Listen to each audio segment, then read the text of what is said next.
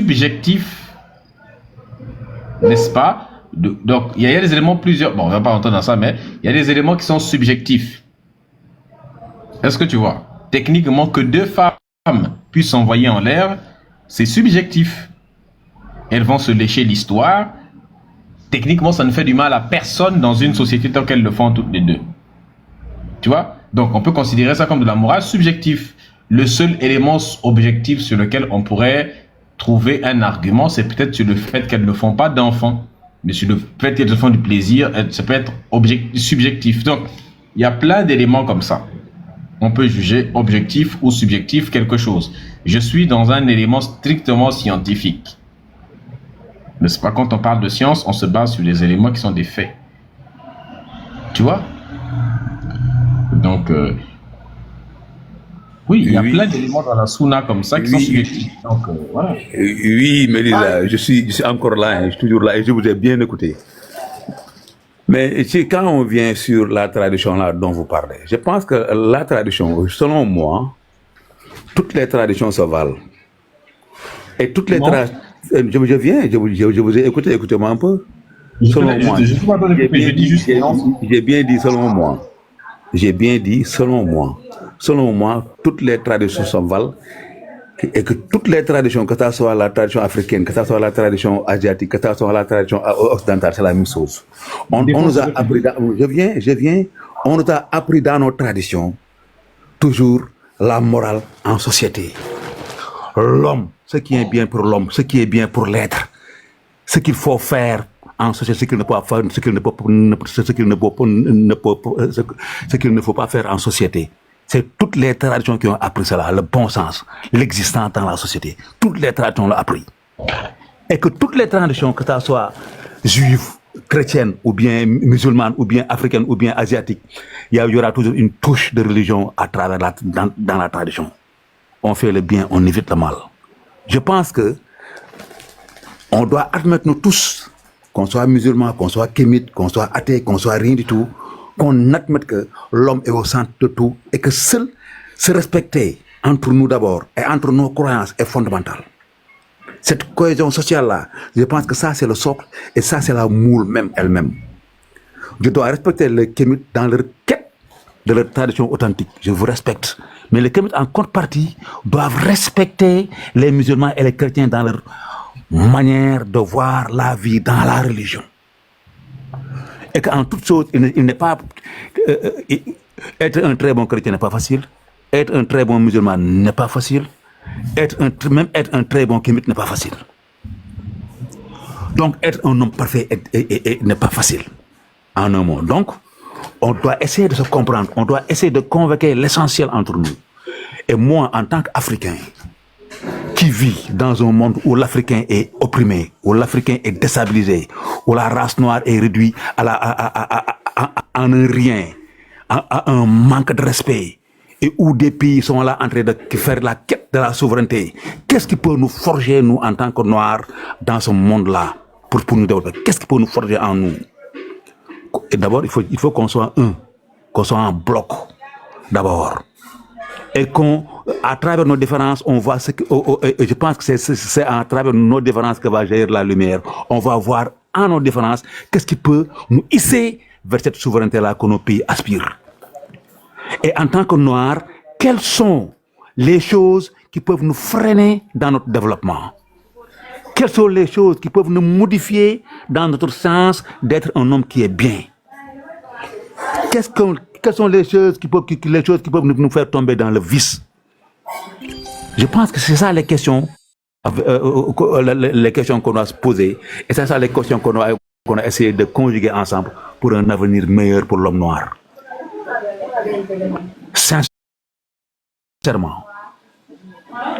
Et que si réellement on est là et on n'a aucune tentation, on n'a aucune influence ou bien aucune propagande derrière, je pense que l'Africain a besoin de cette unité entre eux.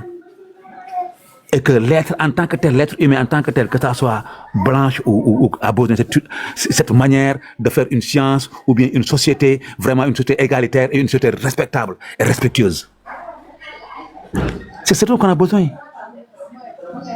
Et que ce monde maintenant commence à devenir multipolaire. Quels sont les sujets qui doivent réellement intéresser l'Afrique? Est-ce que le fait qu'on soit kémite, musulman ou chrétien, ou bien le fait qu'on essaie de voir comment les Africains peuvent accéder à leur souveraineté, qu'on les considère comme des êtres complets, comme des êtres normaux, qui peuvent économiquement parlant aller de l'avant dans cette Afrique où tout le monde a besoin de nous, que ce soit les États-Unis.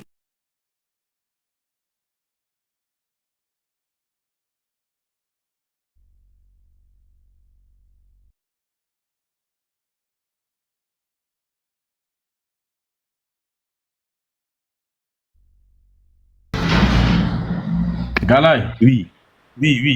Excusez-moi. Je dis que ce qu'on doit les présenter, je pense que c'est de l'économie, c'est du palpable. C'est ce dont qui puisse vraiment nous hisser de l'avant, nous hisser à notre propre souveraineté dans nos intérêts. Je pense que c'est ça le débat, Médusa. Moi, c'est ça le débat. Ça me fait très mal de voir des sociétés noires débattre dans l'incompréhension de Dieu n'existe pas. Dieu, je pense que ça, c'est des choses. On a été à l'école, les gens en ont écrit, il y a des gens qui nous ont précédés dans l'écriture, dans le monde, et qui ont tout écrit. Les athées ont tout écrit. Les musulmans ont tout écrit. Les philosophes chrétiens ont tout écrit. Les philosophes athées ont tout écrit. Les philosophes kémites ont tout écrit. Ces divergences-là, on les a vécues.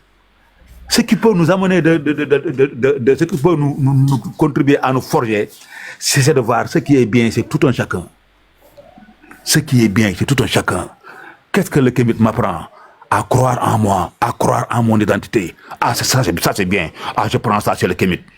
Il faut que l'homme noir sache qu'il a une chose qui est là, qu'il a vécu depuis Mathusalem, que ses ancêtres l'ont légué. Ça, il doit croire en ça, il doit s'adosser sur ça, il doit s'agripper sur ça.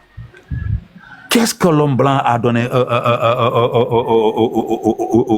qu'est-ce que le noir peut apprendre chez l'homme blanc? Peut-être essayer de se débarrasser de ce que mon frère sénégalais disait, que l'émotion est nègre, de me débarrasser de mon émotion, et d'être un peu pragmatique et de voir le monde autrement dans la quête de la souveraineté et dans la quête de l'économie.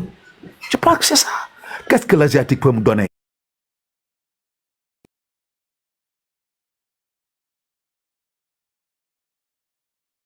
C'est comme l'Asie, c'est la même chose. Il n'y a pas de différence. Il y a le respect des anciens, le respect de la culture, le respect des cultes, le respect de tout ce qui existe dans nos sociétés.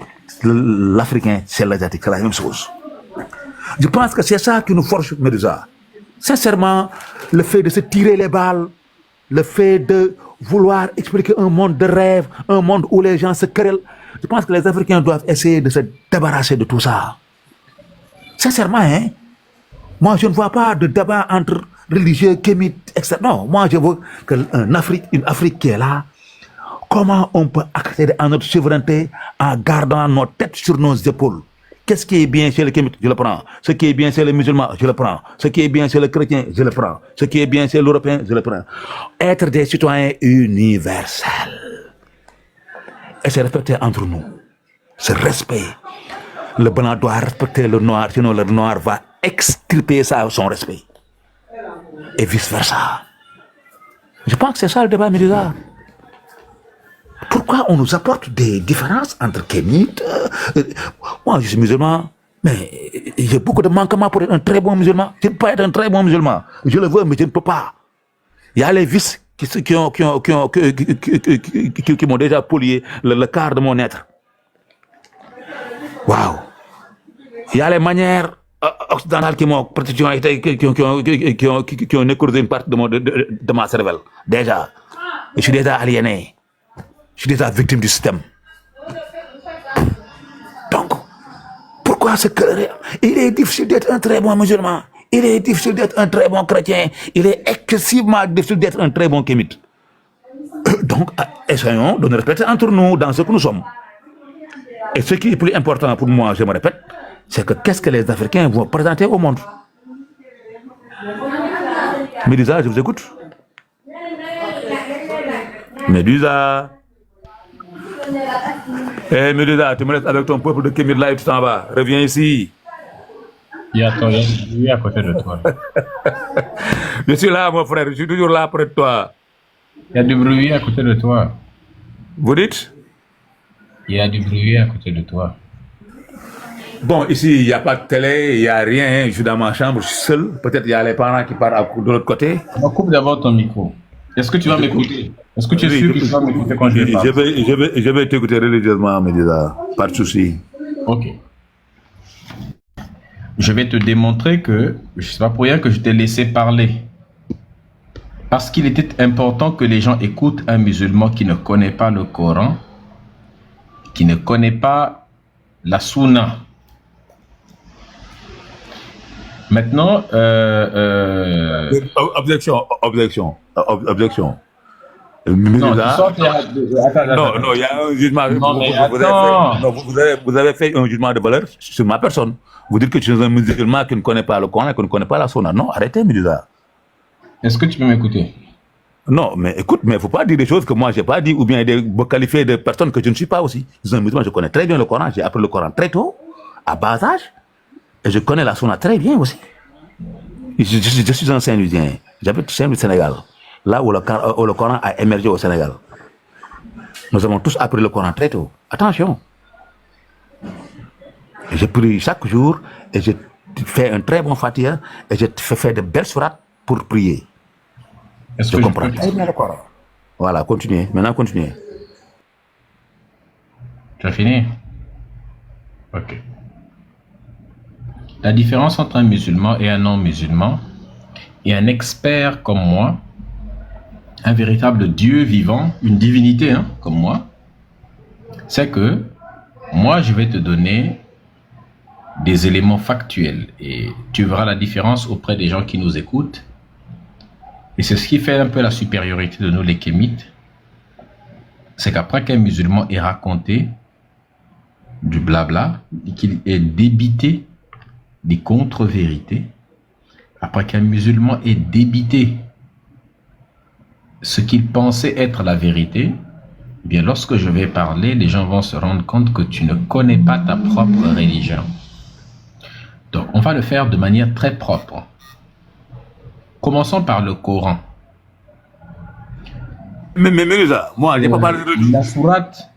Non, Mélusa, objection encore. Mélusa, moi, je n'ai pas encore parlé de religion ici. Moi, j'ai parlé de morale ici. De l'homme noir et de ta quête. Moi, je n'ai même pas parlé de religion ici.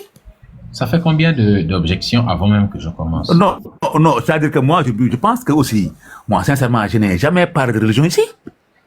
Je pense que les gens sont là en train de m'écouter. Je n'ai jamais parlé de religion ici. Est-ce que je peux... Ça veut dire quoi, tu n'as pas parlé de religion? Donc, quand tu as parlé là, tu n'as pas évoqué la religion? J'ai fait entrer la religion pour dire simplement que je ne vois pas le débat entre religieux, kémites, etc. J'ai dit cela. Je dis que j'ai pas, il ne doit pas y avoir de débat entre religieux, kémites, etc. Vous voulez m'amener là-bas? Ne m'amenez pas là-bas. Moi, j'ai dit que je refuse ça. Ah, je vous écoute, mais sincèrement. Écoute-moi. S'il y a bien quelqu'un avec lequel tu peux parler et puis tu peux être sûr que cette personne-là a retenu tout ce que tu as dit et est capable de retranscrire ce que tu as dit, c'est bien moi. Donc, tu n'as pas besoin de répéter. J'ai exactement entendu ce que tu as dit. J'ai compris ce que tu as dit. Est-ce que tu comprends?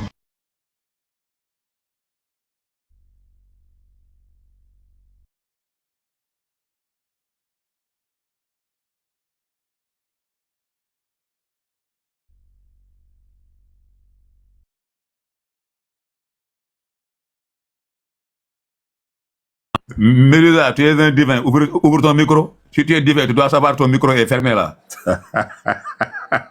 Le divin kémite là, le prophète là. Si tu es un divin, tu dois savoir ton micro est fermé, divin. Mélusa, ton micro est fermé, mon frère. Ouvre-le. Le divin là. Le faux divin là. Tu es un faux divin. Tu dois te rendre compte, toi tu es un divin, et tu dois te rendre compte, ton micro est fermé, mon frère. En tout cas, je vais en profiter simplement pour dire à ceux qui nous écoutent, je n'ai jamais Oui, mais laissez-moi parler, modérateur. Il n'est pas là, laissez-moi parler. Il y a les gens qui sont là qui nous écoutent. Voilà. Bon, mais laisse-moi parler, modérateur. Il n'est pas là, laisse-moi parler, quel est le problème? Voilà, il n'est pas là, laisse-moi parler. Je dis à ceux qui nous écoutent que moi, je n'ai jamais parlé de religion. J'ai dit que je ne vois pas le débat entre religieux, musulmans, chrétiens. Bon, apparemment, il ne s'arrêtera jamais. Il n'a pas compris que j'avais coupé le micro pour qu'il s'arrête. Même si tu coupes le micro, il ne va pas s'arrêter. Bon. Dalai. Premièrement, procédons à l'exécution sommaire de l'individu, de l'adversaire. Procédons à l'opération chirurgicale sans anesthésie. Procédons à la mise en position latérale de sécurité, appelée la médusation dans le jargon kémite et appelée PLS dans le jargon médical et chirurgical. N'est-ce pas? Et, n'est-ce pas? Donc, on va pragmatiser intellectuellement l'ennemi. Premièrement, tu as parlé du bon sens. Le bon sens, tu as dit qu'il faut avoir le bon sens et tu as dit l'homme est au sein de tout. C'est strictement faux. Je vais te démontrer qu'un musulman parle tout en ignorant le Coran. Le bon sens appartient à Allah selon le Coran parce que Allah est omniscient. Seul un être réellement omniscient, c'est-à-dire qu'il connaît tout. Oh, mais pourquoi il a fui, putain? Bon, moi aussi, je dois arrêter de faire des introductions comme ça parce que après, ça fait fuir les adversaires. Puis c'est pas bien.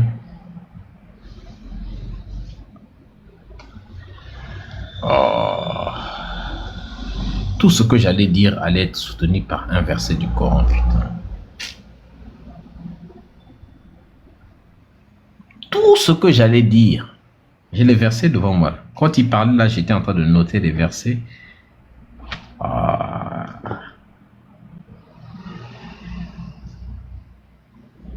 C'est dingue.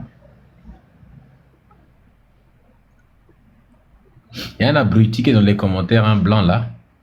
Il s'appelle taxidermiste. À chaque fois que je fais un live, il vient. Il met des commentaires ridicules pour soutenir les religieux. Mais il n'a jamais fait sa demande pour venir débattre avec Dieu lui-même. Alors, taxidermiste, si tu veux toi-même pour la première fois de ta vie maintenant subir une taxidermie, parce que toi tu le fais probablement aux animaux, mais il est peut-être temps que tu te fasses empailler toi aussi.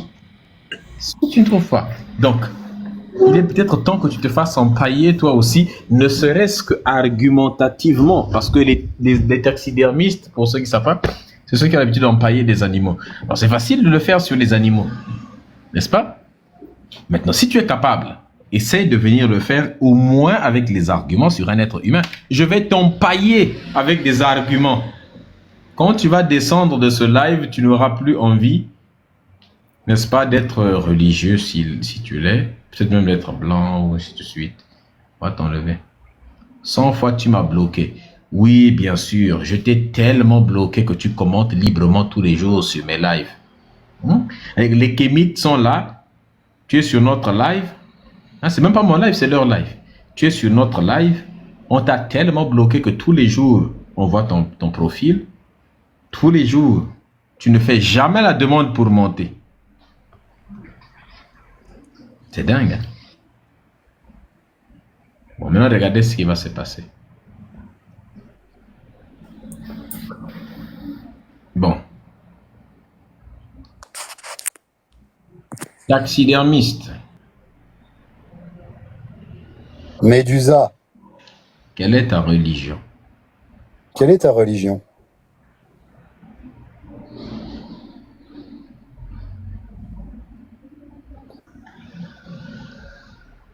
Réponds à la question. Réponds à la question.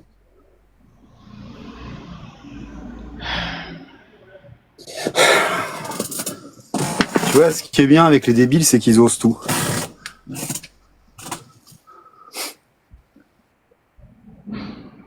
J'ai jamais vu quelqu'un monter sur un live, dire qu'il est débile. Enfin, au moins, il a reconnu qu'il est débile et que les débiles osent tout, comme le disait Michel Audiard, et qu'un débile peut même oser répéter tout ce que tu dis. Je sais pas. Bon, je trouve que à partir du moment où quelqu'un admet qu'il est idiot, qu'il est débile, et qu'il admet qu'il a tout osé, même osé répéter mot pour mot ce que tu dis, bon, je pense qu'on peut lui donner des circonstances atténuantes. N'est-ce pas? On peut lui donner des circonstances atténuantes. C'est un problème de troubles mentaux qui remonte de très loin, probablement, très certainement, même ça vient de très très loin. Suivez mon regard. Ça vient de loin. Donc, taxi dermiste ou bus dermiste, parce que tu peux finir d'être au taxi et puis aller à autre chose. Je pense qu'il n'a pas d'argument. Il est monté pour faire, voilà, pour s'insulter lui-même. Alors, s'il m'avait insulté, j'aurais pu comprendre. Mais il monte pour répéter tout ce que je dis. Et puis il dit, waouh, c'est incroyable. Ça, c'est une Njoumek. Non, il faut qu'on applaudisse ça, la famille. Ça, c'est le King Njoumek.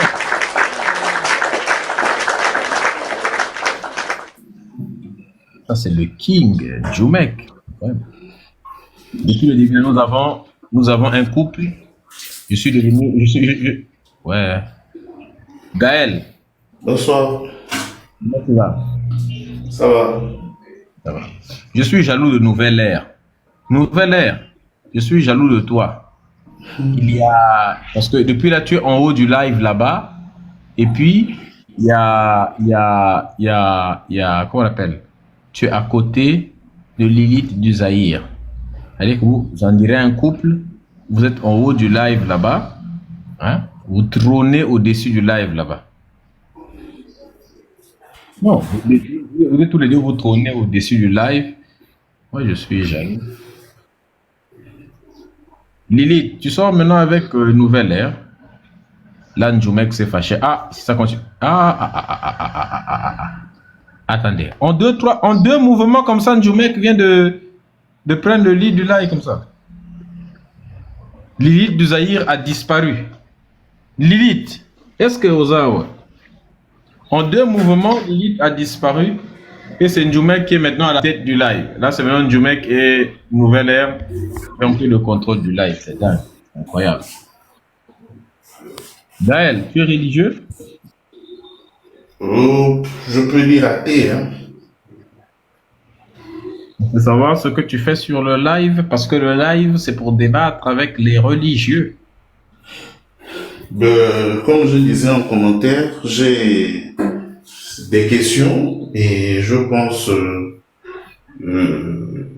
pouvoir trouver certaines réponses avec vous. C'est pourquoi j'ai commenté.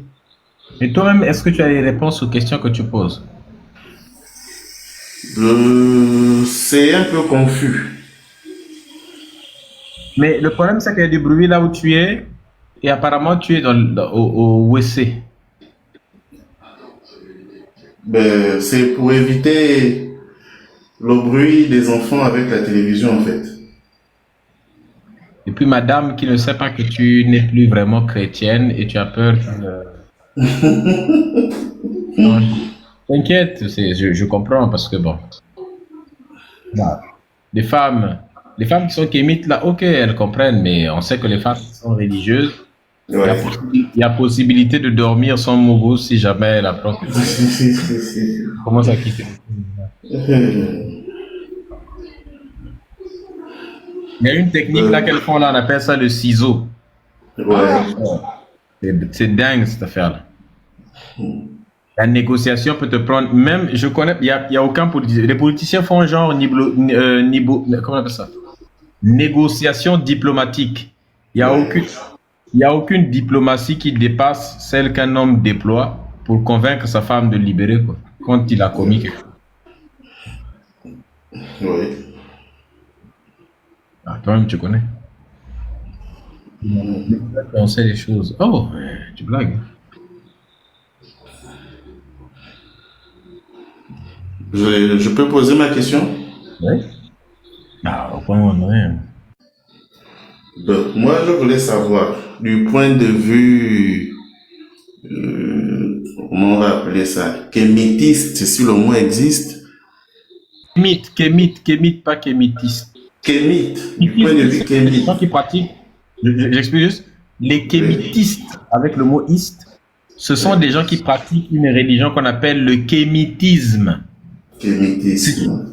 C'est une religion merdique qui a été créée en déformant par des blancs, particulièrement une folle qui s'appelle Tamara Ciudad, qui est venue récupérer, parce qu'elle était égyptologue, elle a appris ce que les Africains ont, n'est-ce pas, elle est venue dévoyer le mouvement des Kémites, elle est venue récupérer les éléments de le mouvement Kémite, et elle a pris des éléments de l'Égypte ancienne et en a fabriqué une religion.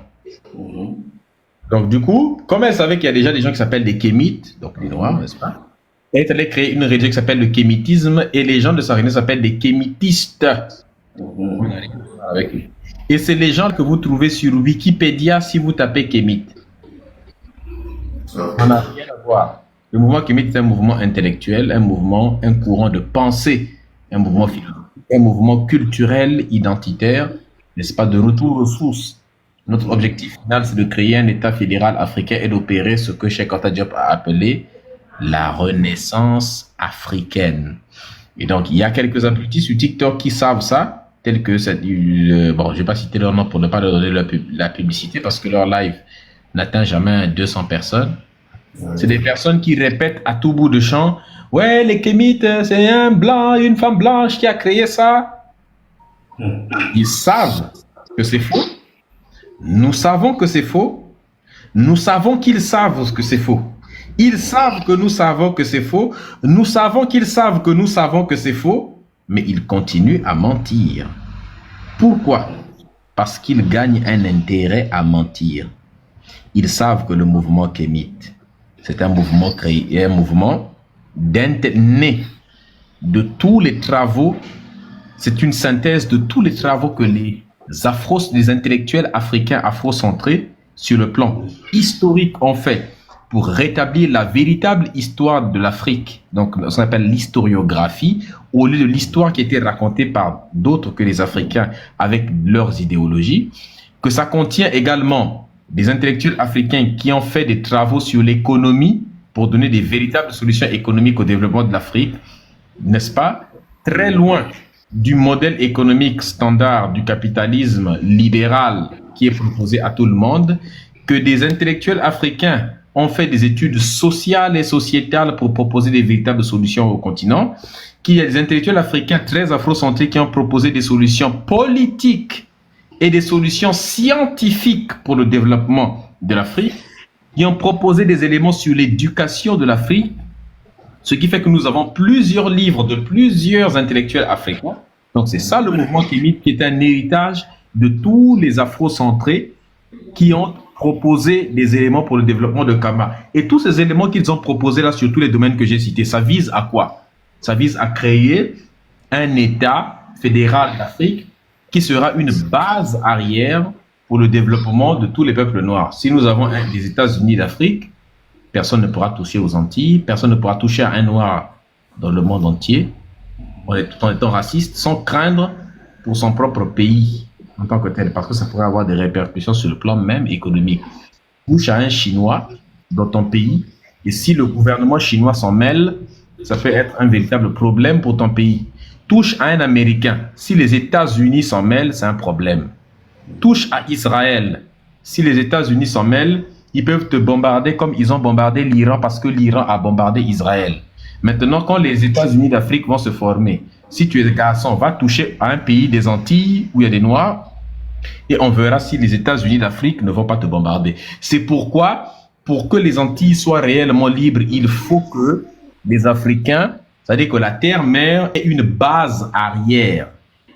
Et c'est ça qui est important. De la même manière que Israël peut faire ce qu'il veut aujourd'hui, parce que les États-Unis peuvent toujours les soutenir bec et ongle, les Antilles pourront faire ce qu'ils veulent parce qu'ils pourront toujours compter sur le soutien de leurs frères, n'est-ce pas, naturels, n'est-ce pas, de leur famille naturelle. Et c'est pour ça que tu vois plein d'Antillais dans mes lives.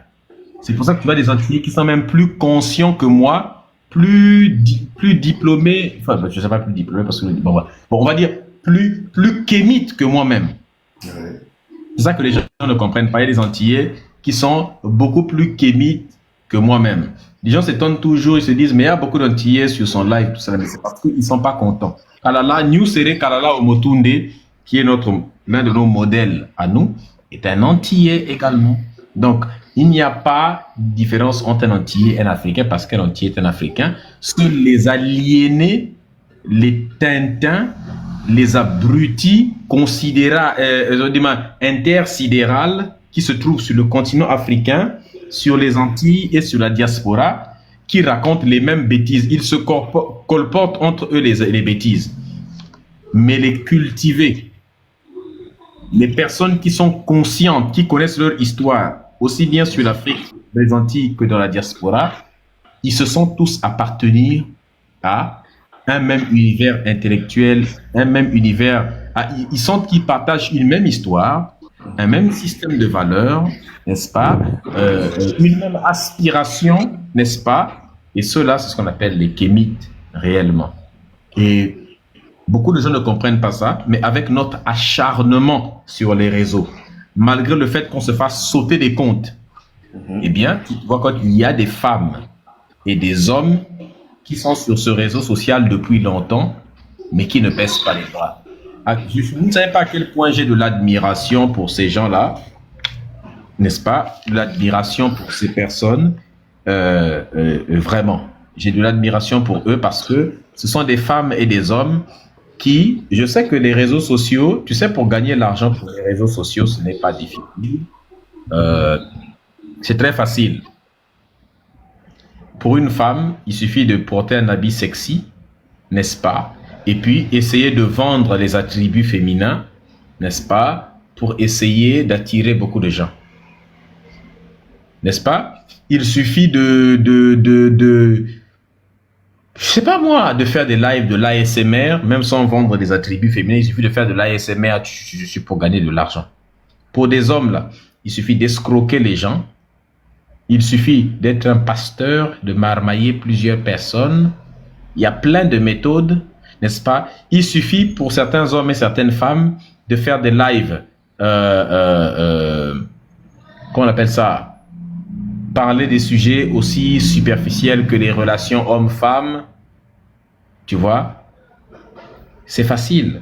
Mais si ces personnes-là, voilà, les gros muscles. Mais si ces femmes et tous ces hommes choisissent de faire travailler leur cerveau plutôt que leurs muscles ou leurs fesses, ainsi de suite, il faut leur remercier. J'ai une préoccupation. Et ce sont des hommes d'exception. Et ça, vraiment, c'est pour ça que le moindre compte kémite, c'est pour ça que je n'ai jamais la tête, je ne me prends jamais la tête au-dessus d'un compte, par exemple, kémite qui a 100 abonnés ou 60 abonnés ou même 2 abonnés parce que j'ai 200 000 abonnés ou 300 000 en ajoutant les autres comptes. Ça ne m'est jamais venu à l'esprit parce que j'ai autant de respect pour ces comptes. Parce que ce qui compte, c'est pas le nombre d'abonnés. Ce qui compte, c'est le fait qu'on se sente tous appartenir à une même famille, n'est-ce pas, et que ces personnes sont parfois même plus conscientes. J'ai une préoccupation, Médusa. Il y a un chrétien, je pense qu'il était témoin de Jéhovah, que j'ai croisé dans la rue, qui m'a brandi sa Bible et il m'a fait lire la Genèse. Au commencement était la parole, Dieu créa. Je l'ai bloqué, je lui ai dit que ne me dis pas qu'au commencement était la parole et que Dieu a créé ceci ou cela parce que tout le monde ne s'est pas encore entendu sur ce qu'est Dieu, qui est Dieu, où il vit. Tu ne m'as pas encore apporté une explication réelle et j'ai compris de ce qui est Dieu. Bon, on est resté là. Après, Dieu créa l'homme à son image, il dessina, il soufflait dans les narines, ça s'est passé. Du point de vue chrétien. Maintenant, à l'école, la science nous fait comprendre que l'homme est parti des primates, il était singe, au fur et à mesure qu'il perdait ses poils, son cerveau se développait. Bon, ça c'est la science. Maintenant, entre ces deux courants de pensée, je vais dire, quel est le bon? Qui dit la vérité? Est-ce Entre que... la création et l'évolution. Pardon? Entre la création et l'évolution. Entre la création et l'évolution, justement, qui dit la C'est ça. vérité? Oui. Mon frère, Oui. il n'y a qu'une seule chose qui nous enseigne. C'est la nature.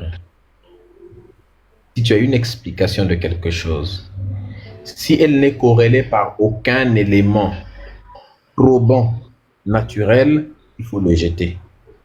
Le problème, c'est que lorsque nous naissons, on ne nous bombarde pas de connaissances scientifiques, on ne nous bombarde pas d'éléments de connaissances qui sont vérifiables sur le plan de la nature. On nous truffe le cerveau, non pas de connaissances, mais de croyances. On nous bombarde de croyances.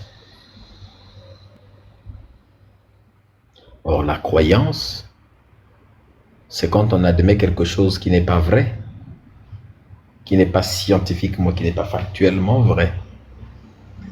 L'évolution des espèces est un fait naturel. Tous ceux qui remettent en cause l'évolution sont des illettrés, sont des sous-cultivés. Quelqu'un qui a la culture scientifique ne peut pas remettre l'évolution en question. C'est un fait. Je suis un Africain et nul ne peut douter de mon afrocentricité. Et j'ai fait des études scientifiques. Tu vois? Donc, il est temps que les Africains comprennent que tant que nous continuons à jouer les cons sur le plan de la planète, les Blancs savent que l'évolution est un fait scientifique. Ils en ont les preuves. Et pendant qu'ils, comme ils le savent, ils mènent des découvertes scientifiques et ils découvrent des choses. Nous, on doit d'abord passer 100 ans, n'est-ce pas, 100 années à nier l'évolution des espèces alors que c'est un fait, parce que ces mêmes Blancs sont venus nous enseigner la religion. Et quand on aura compris que, ah, écoutez, les Blancs avaient raison de dire que l'évolution des espèces c'est vrai et que la religion c'est faux, parce que les mêmes Blancs qui nous avaient apporté la religion, aujourd'hui, les mêmes ont compris que, écoutez, ce que nous, les Blancs, nous racontions à l'époque, que Dieu a créé le ciel et la terre avec Adam et Ève, nous savons que c'est faux.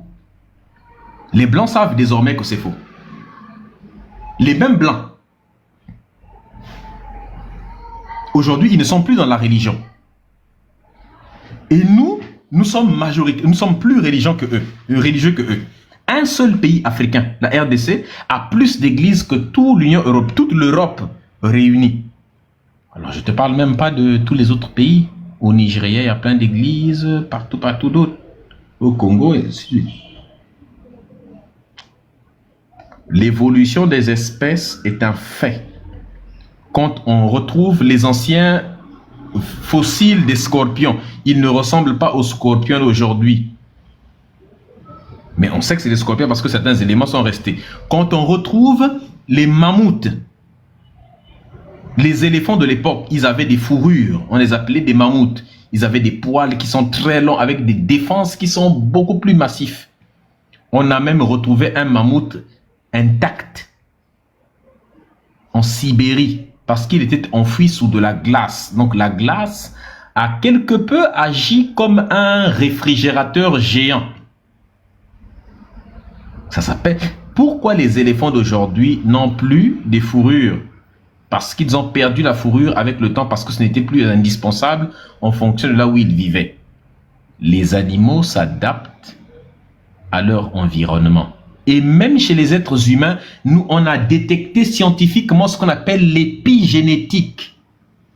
C'est la capacité qu'a notre corps, nos gènes, à s'adapter à notre environnement. Par exemple, si une génération ne fait que manger des McDo et puis ils deviennent tous obèses comme, n'est-ce pas, comme les obèses, quoi. Eh bien, s'ils deviennent tous obèses, à force d'être obèses, il est possible, les Américains là, ils vont finir par transmettre les gènes de l'obésité à leurs enfants qui risqueront d'être... Il y a des enfants qui naissent, par exemple, ils ne font que devenir gros, alors qu'ils ne mangent pas assez. Il vit dans la famine, dans un pays où il y a la famine, mais il est obèse. Il y a des femmes comme ça. Parce que c'est génétique, le fait de prendre du poids. Donc, tout ça, c'est l'évolution. Et il est démontré scientifiquement que les traumatismes que des Africains, et pas que des Africains, et les Juifs, par exemple, et pas que eux, mais on peut même ajouter d'autres peuples, ont subi, à l'époque où leurs peuples ont traversé les pires crimes contre l'humanité, ça s'est inscrit dans les gènes. Et on les retrouve au niveau des descendants. Donc c'est parti des ascendants aux descendants. Ce qui veut dire que l'évolution est parfaitement observable. Le fait d'évoluer. Le fait de s'adapter à son environnement. Et puis de développer certaines capacités. On sait que les yeux des Chinois, de certains Asiates, sont bridés parce qu'ils ont dû s'adapter aux conditions, au vent, le vent froid qu'il y avait. C'est la même chose aussi pour les Khoïsans, n'est-ce pas, qu'on appelle les Bushmen. Donc, il y a plein d'éléments comme ça. On s'adapte à l'environnement. On sait que si les Kenyans courent plus vite que les autres, c'est parce que c'est des gens qui courent souvent, leur pays se trouve un peu, les villages, les athlètes kenyans et puis je sais pas quoi là, des autres pays là où on court vite là. Ceux qui raflent souvent les médailles d'or et les médailles de quoi là, ils vivent en altitude. Leur village se trouve en altitude. Donc ils ont culturellement l'habitude de faire des courses, n'est-ce pas, d'endurance. Mais les courses d'endurance là, que l'on réalise, vu qu'ils le font en altitude, il y a moins d'oxygène. Donc leur corps est obligé de s'adapter à des conditions où il y a peu d'oxygène en altitude. Mais quand ils descendent, ils arrivent dans des basses altitudes où il y a beaucoup d'oxygène. Mais les mecs, ils filent comme des avions. Et puis, ils battent tous ceux qui ont l'habitude. Vous avez l'habitude de vous entraîner là où il y a beaucoup d'oxygène et vous performez bien. Ils sont là où il y a moins d'oxygène et ils performent bien. Mais quand on l'amène, lui qui a moins d'oxygène, là où il y a beaucoup d'oxygène, mais c'est grave. Donc, il y a plein d'éléments comme ça. Il y a même un peuple en Asie. Les gens dans les commentaires vont me dire son nom parce que j'ai oublié. Mais comme je dis toujours des choses qui sont vraies, il y a toujours quelqu'un pour confirmer que ce que Médusa dit est vrai et que ce n'est pas faux. L'une des choses qui fait notre marque de fabrique Anglékémide. Il y a un peuple en Asie qui est l'un des seuls peuples sur la planète capable de nager ou de rentrer sous l'eau et de faire autant de temps que des champions olympiques. Ils font même la chasse aux poissons sous l'eau. Ils ont une capacité à être en apnée plus que tout le monde. C'est en Malaisie, voilà. On t'a même dit le pays Malaisie, on l'appelle les Bajau. Ce que je dis est toujours vrai. Des mecs qui vivent littéralement sous l'eau. Ils sont tout le temps sous l'eau dans la journée. 10 minutes, ils peuvent passer sous l'eau. C'est absolument insane, comme disent les Anglais. Pourquoi? Parce que ça fait plusieurs siècles qu'ils vivent là-bas et que leurs ancêtres ont l'habitude de chasser sous l'eau, d'aller chasser les poissons sous l'eau avec des harpons, des pointes. Mais comme leur village est sous pilotis, sous l'eau, ils mettent 10-15 minutes sous l'eau. Les mecs, c'est des véritables poissons vivants. Parce que c'est une pratique qui s'est transmise de génération en génération et leurs poumons ont dû se développer, donc évoluer avec le temps. Donc l'évolution est un fait. Si on observe l'évolution dans tous les éléments, dans tout le monde animal et même dans le corps humain, qu'est-ce qui te fait croire que l'humain lui-même n'est pas le fruit d'une évolution? Comment tout ce qu'il y a en nous a évolué sauf nous? Mais nous sommes la synthèse de tout ce qui nous compose. Nous sommes le résultat d'une évolution. C'est ce petit ego mal placé que les religions abrahamiques nous ont transmis qui nous empêche de reconnaître que nous sommes des animaux. Eh bien, quoi qu'on puisse dire, je défie quiconque de me dire quel organe de ton corps tu as que les animaux ne possèdent pas. Tu as la bouche, les animaux ont la bouche. Tu as la langue, ils en ont. Tu as les yeux, pareil. Tu as le bangala. Le bangala d'un cheval, tu as déjà vu sa taille déjà. Donc, on a tout ce qu'ils ont. Il n'y a rien que nous ayons à l'intérieur comme à l'extérieur que ces gens-là n'ont pas. On a l'anus, ils ont l'anus. Nous sommes des animaux qui avons acquis la parole et certains éléments différents d'eux, pas plus. Nous avons acquis des facultés différentes de certains éléments. Mais c'est juste que certaines facultés,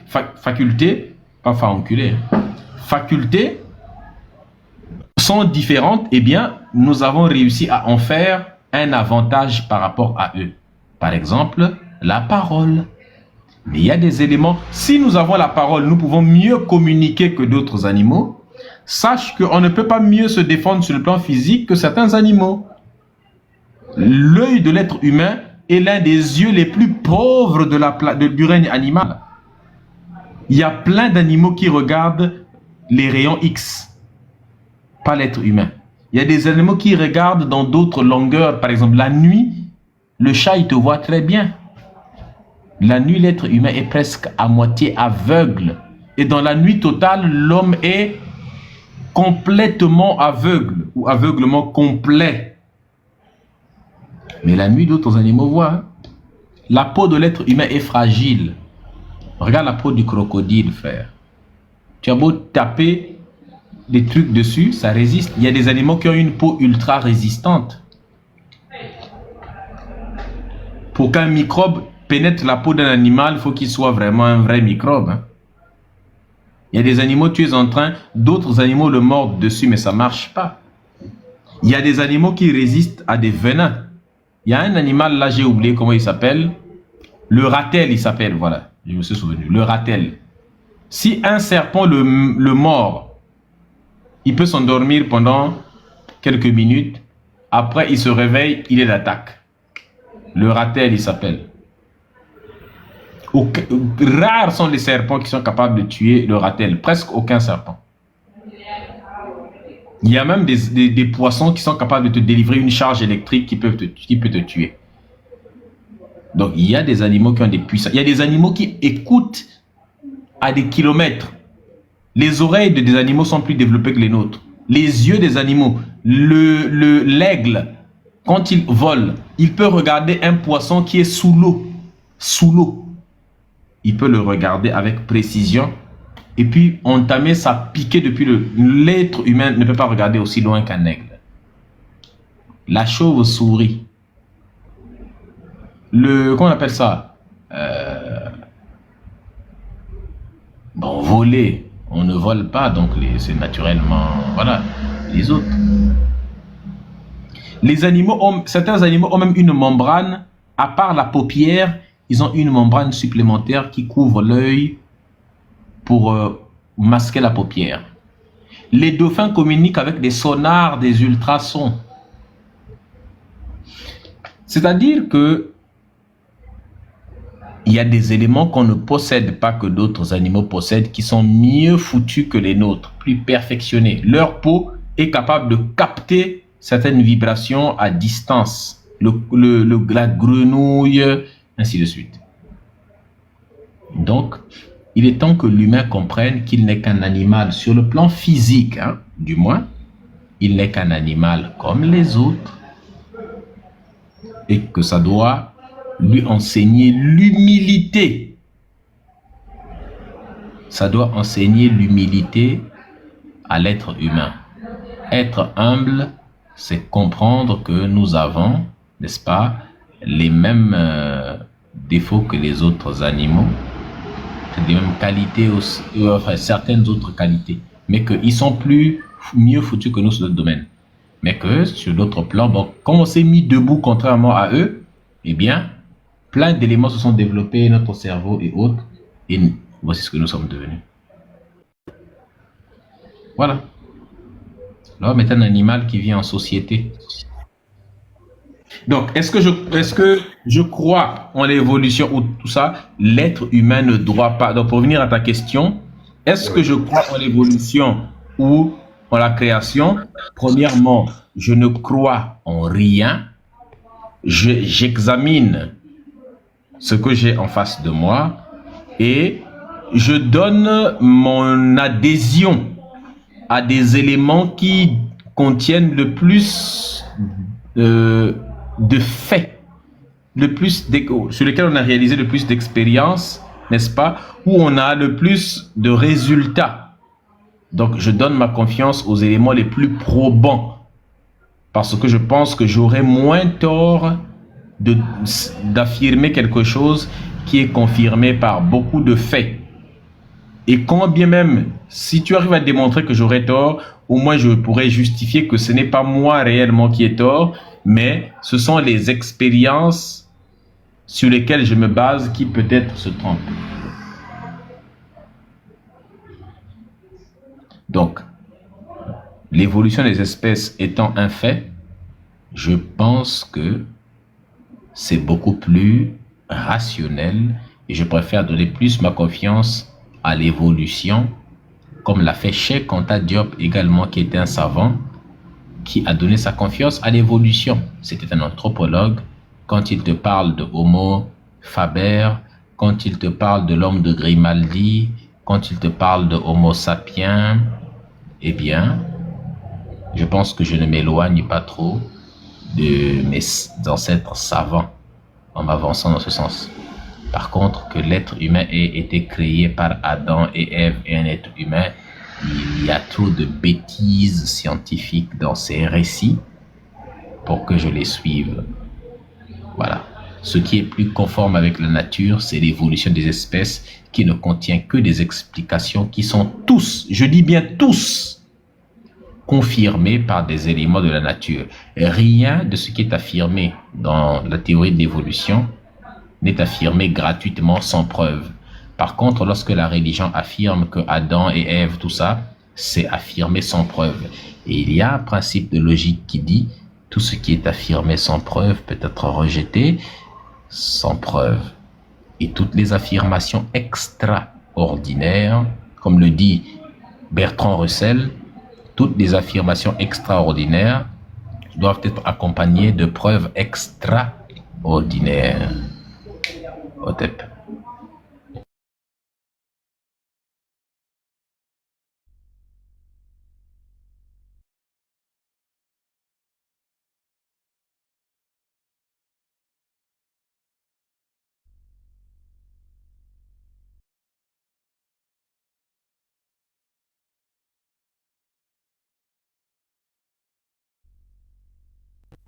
Bon, je pense que Gaël n'est pas là.